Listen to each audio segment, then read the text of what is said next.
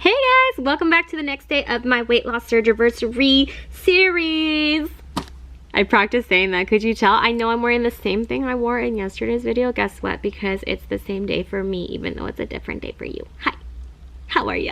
Today I thought it would be cool to talk about what to bring to the hospital because I did not watch enough of these videos of what people brought to the hospital. It's going to be a real quick one because I don't have a whole entire list. I do have a list. It's a small one though. And I don't need to go in a whole bunch of detail about why you need to bring these things because it should be pretty self-explanatory. I just had another cup of coffee. Did you hear that? I'm home alone. That was creepy. Okay, so the first thing that you should totally bring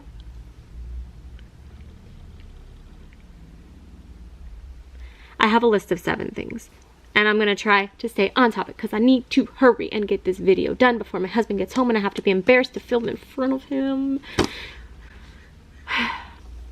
Okay, so the first thing you should bring is totally bring some loose clothes because even though you're not getting a C-section or something crazy like that and your incisions are going to be mid-stomach area, well, there is going to be one that's lower.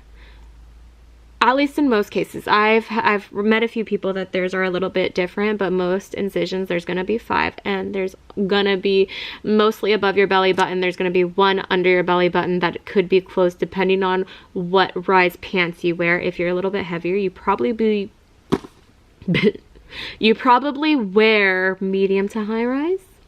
Unless you were like me before surgery and you weren't too self-conscious and you wore lower rise, which now that I look back at pictures of me pre-surgery, I wish I was a little bit different. So if you do that, maybe just change it up a little bit and see what better suits you. That was rude. Bring some loose clothes. You want a loose shirt because you're not going to be able to suck in your stomach like you usually do, which to me, even to this day, now that I'm thinner, I tend to suck in all the time, and it's kind of out of habit. Before I lost weight, I was always sucking in because I felt fat, and it's actually good. It's good to work out your stomach muscles. So, you know, I did it. Anyways, you're not going to be able to suck in, so you're not going to have that ability to hide a little bit of your pooch by sucking in. So go ahead and bring a loose shirt. You're not going to want to put some really tight pants over your stomach because it freaking hurts, and depending on your surgeon, you may be leaving the same day. I think in most cases you stay at least one night, but by the next day you're probably hurting even a little more because you're going to be taking you're going to be taking the meds through your mouth rather than the IV. They're going to be taking a little bit longer to kick in. Just bring some loose clothes, okay? Maybe some yoga pants and a nice flowy shirt. Still be cute, but just not tight. The next thing is gas strips. My stomach hurt so incredibly bad after my surgery, and I know that walking is going to help it. Walking does help it. You better freaking walk around a little bit, but you do want some gas X strips. You just put them in your mouth, they melt. You can't eat anything, you can't take pills, so go ahead and bring those. Those are going to help you incredibly enormously. I did not try them. I wish I did. So when I say I wish I watched these videos before my surgery, that's one of the main reasons, because I would have died of happiness had I had those, because it hurts.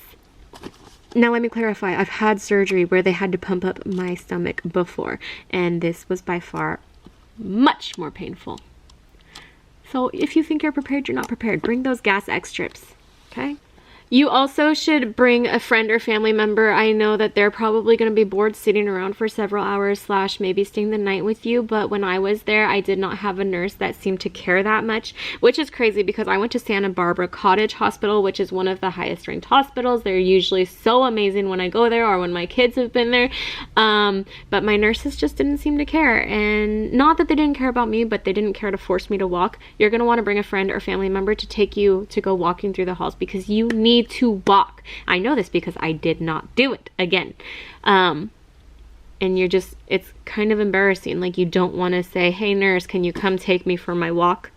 If you can, bring someone that will go ahead and take you. The next thing you want to bring is chapstick because you are going to be breathing through your mouth probably. You're going to have that tube stuck in your throat when they're giving you the surgery, and even if you are better by the time you wake up, which a lot of people are, they wake up feeling brand new, which I didn't, but even so, as soon as I woke up, my lips hurt.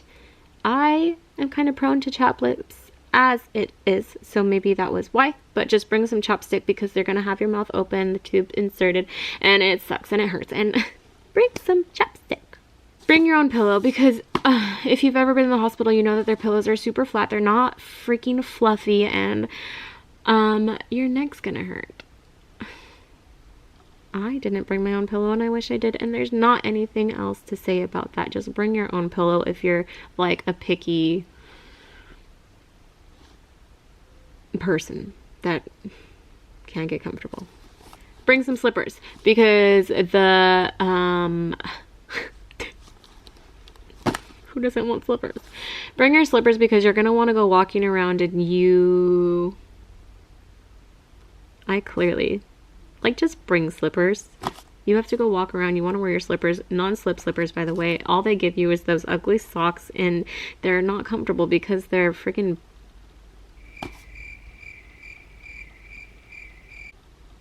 in my case, they weren't comfortable. Bring slippers that don't slip on the floor so you can walk in them.